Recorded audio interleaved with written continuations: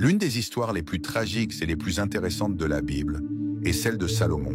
Il a construit le temple du Seigneur, a régné avec justice, a reçu des informations directement de Dieu et été promis à un brillant avenir. Néanmoins, malgré tous ses bienfaits, il a laissé en héritage l'idolâtrie et la désobéissance. Mais qu'est-ce qui a bien pu arriver à Salomon pour que sa vie se termine d'une manière aussi déprimante? Quels conseils pouvons-nous tirer de ses erreurs? Salomon avait probablement 20 ou 25 ans lorsqu'il est monté sur le trône d'Israël. Son nom, qui signifie « paix », représente son désir d'un règne tranquille et fructueux. David, le monarque, lui avait donné un empire puissant. Né d'une liaison avec Bethsabée, une femme dont l'histoire était également remplie de pardon et de péché, il était le deuxième descendant de David. Salomon a été élevé dans un climat de repentir et de bonté après la mort de son frère aîné, absorbant les défauts de ses parents. Dès son plus jeune âge, Salomon a vécu les bouleversements de sa propre famille. Il a vu les divisions et les tragédies que ses frères aînés, Absalom et Amnon, ont provoquées dans la famille. En outre, il a vu Adonias, son autre frère, tenter d'usurper le royaume dans les dernières heures de David. Pour garantir que Salomon monte sur le trône en tant qu'héritier légitime, Bethsabée et le prophète Nathan interviennent. Comme le rapportent les chapitres 1 et 2 de 1 Roi, David a prononcé un discours d'adieu à Salomon dans ses derniers instants. « Sois courageux et agis comme un homme. Sois courageux et agis comme un homme, dit-il à son fils dans cette proclamation. Observe les commandements et les lois de Moïse et obéis à l'Éternel ton Dieu. » David savait que marcher dans les pas de Dieu conduirait à un règne fructueux et à une vie riche. Ce conseil d'un père sage a certainement eu un impact sur le jeune roi. Salomon semble avoir intériorisé la sagesse de son père.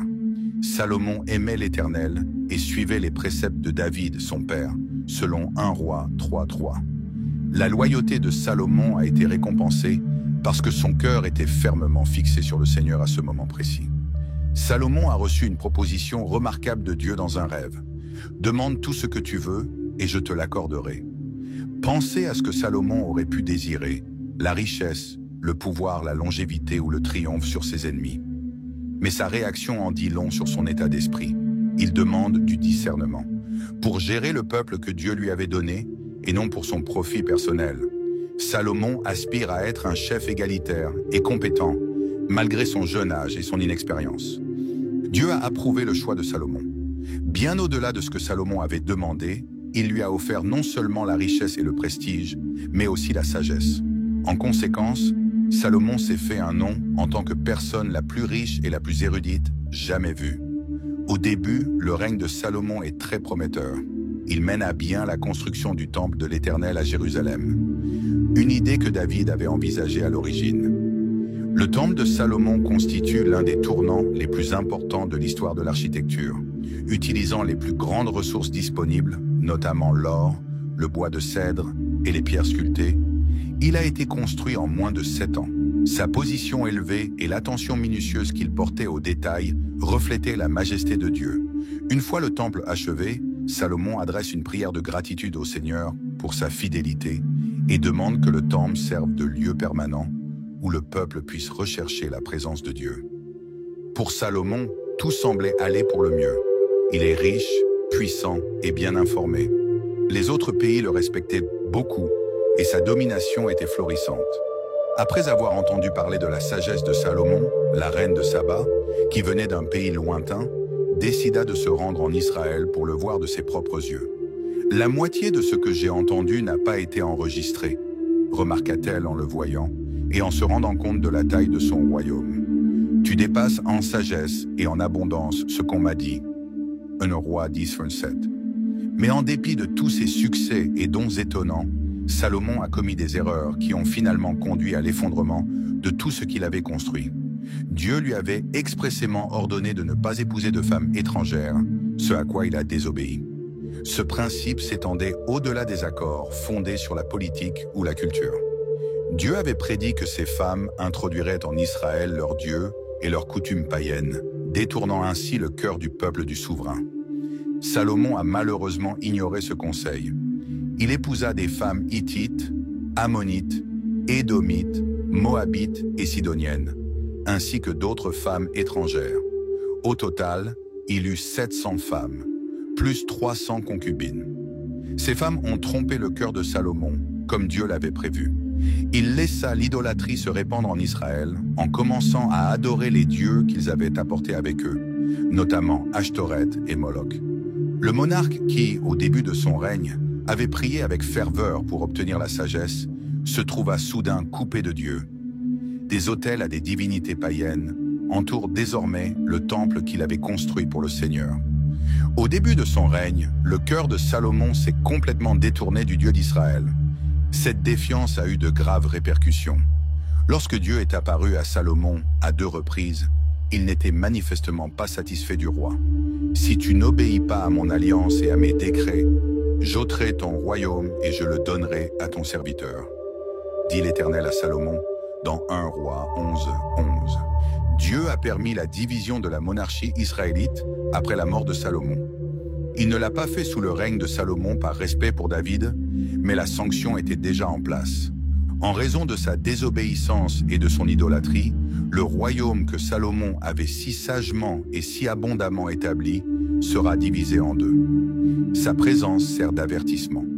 Si nous ne nous accrochons pas à notre foi inébranlable en Dieu, la sagesse et les bienfaits ne suffiront pas. Les conséquences de la chute spirituelle de Salomon ont commencé à se faire sentir plus tôt que prévu. Le royaume autrefois riche, unifié et craignant Dieu a commencé à s'effondrer. Son adultère déclencha une série d'événements qui allaient avoir un effet profond sur Israël. Les relations de Salomon avec un certain nombre de femmes étrangères ont eu un impact sur l'ensemble du pays, en plus des transgressions personnelles. Salomon a construit des autels à des dieux comme Ashtoreth, la déesse des Sidoniens, et Molech, la divinité des Ammonites, en raison des croyances et des influences païennes de ces femmes. Non seulement les Israélites ignoraient l'existence de ces dieux, mais ils représentaient également des actes maléfiques tels que des sacrifices humains et des rituels interdits. Le Seigneur, qui avait déjà averti Israël des dangers de l'adoration d'autres dieux, fut courroucé par cette évolution vers l'adoration d'autres dieux. La désobéissance de Salomon a eu pour conséquence directe d'affaiblir le royaume. Dieu était furieux contre Salomon, qui s'était égaré malgré toutes les occasions et les avertissements qu'il lui avait donnés, comme nous pouvons le voir dans 1 Roi 11:9-11. Le Seigneur a donc décrété qu'après le décès de Salomon, le royaume serait divisé. Par respect pour David, il n'a pas agi de la sorte tant que le roi était en vie, mais le règne de Salomon a laissé des traces. Les dernières années du règne de Salomon virent le début de la division qu'il avait prédite. Le Seigneur convoqua des adversaires pour lui causer du chagrin. Parmi eux, Hadad, l'Édomite. Après la mort du monarque, Hadad, un prince qui s'était réfugié en Égypte sous le règne de David, revint au pays et se souleva contre Salomon.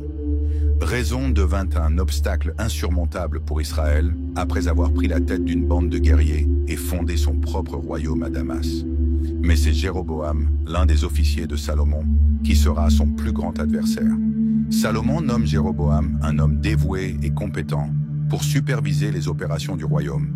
Mais Jéroboam reçoit la visite du prophète Ahijah, qui déclare qu'il régnera sur 10 des 12 tribus d'Israël. Pour symboliser la séparation imminente du trône, Ahijah partagea son manteau en 12 parties, en donnant 10 à Jéroboam et en gardant 2 pour la famille de David. Salomon, voyant que Jéroboam allait être trahi, tenta de l'assassiner. Mais Jéroboam s'échappa et partit pour l'Égypte, où il resta jusqu'à la mort de Salomon. Le conflit qui a éclaté entre Salomon et Jéroboam a prédit la scission qui allait se produire peu après la mort du roi. Salomon a régné pendant 40 ans avant que son fils Roboam ne prenne la relève. Le royaume était censé connaître la continuité et la stabilité pendant cette période. Mais les divisions qui avaient été semées pendant les dernières années de Salomon ne tardèrent pas à germer. Après le règne de son père, marqué par les impôts et l'esclavage, le peuple d'Israël a réclamé un soulagement, ce qui a placé Roboam devant une tâche claire lorsqu'il est monté sur le trône. Les chefs des nations du Nord supplièrent Roboam de devenir un roi moins dur et d'alléger les lourdes charges imposées par Salomon, représenté par Jéroboam, qui venait de rentrer d'Égypte. Roboam a eu la possibilité de maintenir le royaume dans des circonstances difficiles, en écoutant le peuple et en agissant comme un souverain compatissant, selon les conseils des anciens. Cependant, Roboam décida de désobéir à ce conseil et d'écouter les conseils des jeunes conseillers, qui l'incitaient à être encore plus sévère que son père. Cette décision a accéléré la dissolution d'Israël. Le royaume d'Israël a été créé lorsque les tribus du Nord, conduites par Jéroboam, se sont rebellées contre Roboam et ont quitté la royauté. Le royaume de Juda est formé lorsque seules les tribus de Juda et de Benjamin sont fidèles à Roboam. L'un des événements les plus douloureux de l'histoire d'Israël est la séparation du royaume que Salomon avait hérité de son père David. Cette division comporte des éléments spirituels et politiques. Jéroboam construisit de nouveaux lieux de culte à Béthel et à Dan, craignant que son peuple ne revienne à Jérusalem pour adorer dans le temple et ne se consacre ainsi à nouveau à la maison de David. Jéroboam s'est dit « Voici les dieux qui vous ont délivrés de l'Égypte », encourageant la population à adorer le veau d'or qu'il avait fabriqué. L'action de Jéroboam a non seulement officialisé l'idolâtrie en Israël, mais a également éloigné la population du Seigneur. Simultanément, le royaume de Juda de Roboam rencontre des difficultés spirituelles. Bien qu'il ait adoré le Seigneur dans le temple de Jérusalem au début de son règne, celui-ci a été marqué par l'instabilité et la fragilité. Juda devient également idolâtre, suivant les traces de Salomon et adorant d'autres divinités. Cette nouvelle phase d'adoration et de séparation est le reflet de la décadence spirituelle qui a commencé dans les dernières années du règne de Salomon, autant que de la décadence politique. L'homme qui avait été doté d'une richesse et d'une sagesse inégalée s'est écarté du droit chemin, et ses choix ont affecté de nombreuses générations. Cette partie de l'histoire de Salomon est une leçon importante.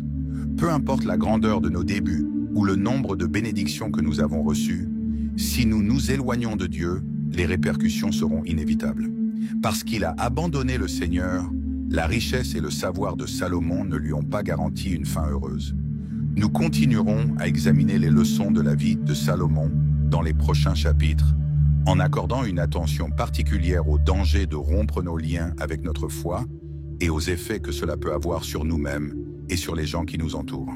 Salomon, l'un des rois les plus sages et les plus riches d'Israël, entreprend un voyage qui nous enseigne des vérités importantes sur la nature de l'humanité et notre relation avec Dieu, ainsi que sur les dangers de l'idolâtrie et de la désobéissance. Au fur et à mesure de son règne, Salomon a commencé à se détourner des enseignements qu'il avait reçus et s'est engagé dans une voie que le Seigneur désapprouvait. Cela a été désastreux pour tout le royaume d'Israël ainsi que pour lui. Après l'éclatement de la monarchie, Juda et Israël devinrent des États indépendants. De part et d'autre, les cultes idolâtres se multiplient et le peuple de Dieu commence à se détourner progressivement de ses enseignements. L'histoire de Salomon montre comment le cœur humain peut se corrompre lorsqu'il s'éloigne de Dieu, même chez ceux qui ont des dons extraordinaires comme la force et l'intelligence. Pourquoi un sage comme Salomon s'effondre-t-il ainsi? L'explication peut se résumer en un mot: l'orgueil. La Bible nous met souvent en garde contre les dangers de l'arrogance, et Salomon n'a pas fait exception à la règle. Lorsque Salomon a commencé à placer plus de confiance dans ses propres capacités et réalisations que dans les conseils de Dieu, la connaissance que Dieu lui avait accordée s'est transformée en piège. L'une des plus grandes erreurs de Salomon a été de rechercher le plaisir et l'épanouissement dans les biens terrestres. Il possédait tout ce que l'on peut espérer, la gloire, la fortune et le pouvoir, mais cela ne suffisait pas. Il a commencé à fréquenter plusieurs femmes étrangères, chacune avec ses propres divinités et influences culturelles. Au lieu d'être fidèle au Dieu d'Israël, Salomon s'est progressivement assimilé aux pratiques de ces peuples, ce qui a abouti à la construction d'autels dédiés à des dieux païens. En fin de compte, sa recherche de la richesse et du plaisir a occulté sa loyauté envers le Seigneur. Aujourd'hui encore, beaucoup d'entre nous sont confrontés à cette quête de l'épanouissement dans le monde. L'environnement dans lequel nous vivons nous fournit constamment des moyens de satisfaire le vide de notre âme, qu'il s'agisse de possessions financières, d'acceptation sociale ou de réussite professionnelle. Mais en fin de compte, comme l'a vu Salomon, l'esprit humain ne peut être véritablement satisfait par de telles choses. La paix et le contentement que nous recherchons si désespérément ne sont accessibles que dans le cadre d'une relation authentique avec Dieu. Salomon réfléchit à sa vie et à ses choix dans le livre de l'Ecclésiaste. Il décrit comment, après avoir exploré toutes les options qui s'offraient à lui, il s'est rendu compte que tout n'était que vanité et poursuite du vent. Ecclésiaste 2:11. C'est l'histoire d'une personne qui, bien qu'ayant atteint le summum de l'accomplissement humain, était pourtant remplie d'un vide intérieur. Salomon nous montre la futilité des plus grandes réalisations en l'absence de Dieu. Salomon a personnellement souffert de l'idolâtrie et de la recherche du plaisir, mais ses comportements ont également eu une influence durable sur son pays. Leur déloyauté a provoqué l'éclatement d'Israël, ce qui a entraîné des siècles de souffrance et de conflits. Après avoir été unifié sous la direction de David, le peuple s'est maintenant dispersé et s'est de plus en plus éloigné des voies de Dieu. Mais même au milieu de la chute de Salomon, nous pouvons apprendre quelque chose d'important. Dieu est bon et patient. Salomon s'est séparé, mais le Seigneur a tenu sa parole concernant ce qu'il avait promis à David. Par compassion pour son serviteur, Dieu s'est abstenu de détruire entièrement la maison de David. Il a tendu la main aux Israélites malgré leur idolâtrie, les invitant à la repentance par l'intermédiaire des messagers qu'il a envoyés à travers les âges. Nous pouvons encore appliquer la fidélité de Dieu à notre vie aujourd'hui. Nous commettons tous des erreurs et nous nous écartons souvent du chemin de Dieu, comme Salomon. Les promesses comme de richesse et de plaisir du monde ont le pouvoir de nous attirer. Mais tant que nous sommes prêts à nous détourner de notre péché et à nous tourner à nouveau vers Dieu, il sera toujours prêt à nous pardonner et à nous accueillir à nouveau. L'histoire de Salomon nous rappelle avec force qu'en fin de compte, c'est le lien d'une personne avec Dieu qui détermine son destin ultime, indépendamment de son niveau de chance ou de ses aptitudes.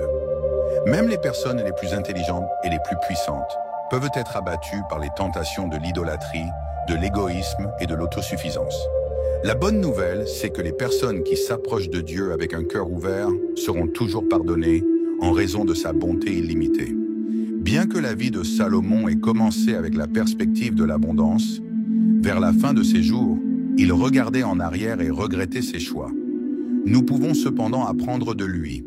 Salomon, dans ses sages conseils, nous dit « Avant que les mauvais jours n'arrivent, de nous souvenir de notre Créateur dans notre jeunesse. » Ecclésiaste 12:1. Il a compris que le véritable contentement et la satisfaction ne se trouvent qu'en Dieu. Nous sommes donc invités à réfléchir à notre propre existence comme à celle de Salomon. Où cherchons-nous à nous épanouir? Où se trouve notre foi? Comme Salomon, suivons-nous la voie de l'obéissance et de la dévotion? Ou cédons-nous à l'attrait du monde extérieur? Le message de Salomon est clair. Sans Dieu, tout ce que le monde a à offrir est éphémère et inutile. La paix réelle, le contentement et l'harmonie avec notre Créateur ne sont possibles que lorsque nous suivons ses voies, recherchons sa volonté et vivons en harmonie avec lui. L'exemple de Salomon devrait nous rappeler constamment de ne pas laisser la vanité, l'idolâtrie ou les tentations mondaines nous éloigner de Dieu. Au contraire, nous devons continuer à nous efforcer de respecter et d'obéir au Seigneur dans tout ce que nous faisons. Si ce contenu a amélioré votre vie, n'oubliez pas de vous abonner à la chaîne pour recevoir d'autres vidéos comme celle-ci. En travaillant ensemble, nous pouvons améliorer notre compréhension de la Bible et renforcer nos convictions. Que Dieu vous bénisse et dirige vos actions, s'il vous plaît.